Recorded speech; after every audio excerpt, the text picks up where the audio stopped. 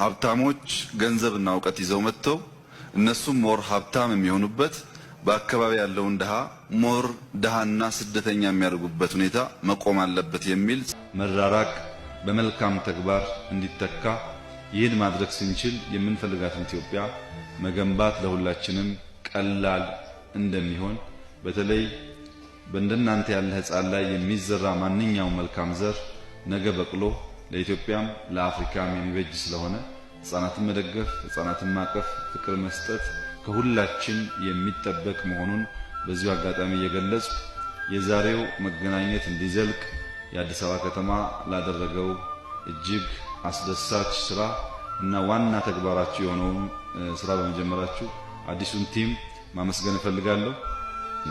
ይህን ቅንጅት ደግሞ አዲስ አበባ ጀምሮታል። ክልሎች ይከተላሉ፣ ዩኒቨርሲቲዎች ይከተላሉ።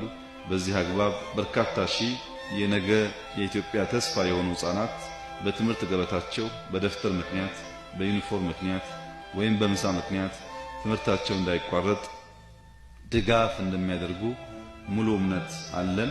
የአዲስ አበባ ከተማ አስተዳደር አዲሱ አመራር ወደ ህብረተሰቡ በመውረድ እየሰራቸው ያሉ ጥሩ ጅምሮች ተጠናክረው ሊቀጥሉ እንደሚገባም ጠቅላይ ሚኒስትር ዶክተር አብይ አህመድ ተናግረዋል።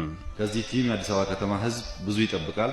ከሚጠብቃቸው ተግባሮች አንዱ የተረሱ የወደቁ ሕፃናትን ከጎዳና የሚነሱበትና የሚታገዙበት፣ መማር ሲችሉ ያልተማሩ ሕፃናትን ለማስተማር የሚያስችል ሁኔታ ማመቻቸት ስለሆነ ይህ ቲም ከቢሮ ወጥቶ ወደ ደከሙ ጎጆዎች ወደማይደገፉ ሕፃናት እየሄደ የማንሳት ተግባሩን በማፋጠን ለራሱ ለከተማው